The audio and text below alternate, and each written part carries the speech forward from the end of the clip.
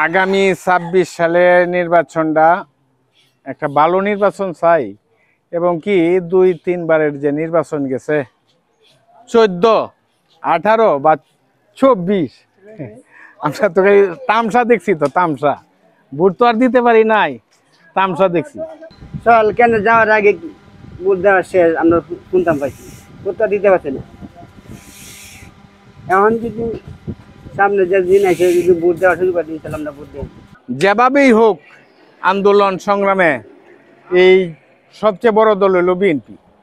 আন্দোলন সংগ্রাম সে চালাইয়া গেছে, তার পিছনে অন্য অন্য যে দলগুলি আছে সবাই সক্রিয়ভাবে জড়িত রয়েছে। ছাত্রদের আন্দোলনে সরকার পতন হয়েছে।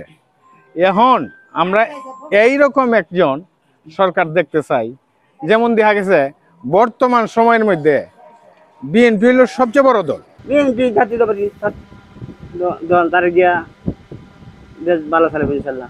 জনাব তারেক রহমানের নেতৃত্বে বেগম খালেদা জিয়ার এই অভিভাবক হিসাবে যদি আমরা নির্বাচনটা দেখতে পারি, তাইলে আমার মনে হয় যে আশা করি যে দেশটা সুন্দরভাবে পরিচালনা আবার নতুন করে হবে।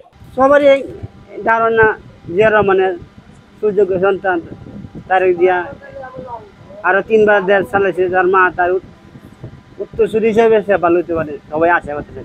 তারেক জিয়া দেশ পরিচালনা করার জন্য সে একজন যোগ্য ব্যক্তি। আমরা যে সময় নাকি এই ব্যালটের মাধ্যমে বা ভোট দিতে পারছি, আমরা যেগুলি করতে পারছি, এই বিষয়টা যদি আবার নতুন করে আসে, এটি আমাদের জন্য মঙ্গল, বা আমরা খুবই খুশি। ইনশাল্লাহ ২০২৬ সালে যে নির্বাচন হয়েছিল আমরা ওদের ভোট দিতে পারছি না, ২৬ সুযোগটা পাই ইনশাল্লাহ ভোট আমরা দেন, জানিস ভোট দেন ইনশাল্লাহ তারা গিয়ে থেকে আমাদের আসবে।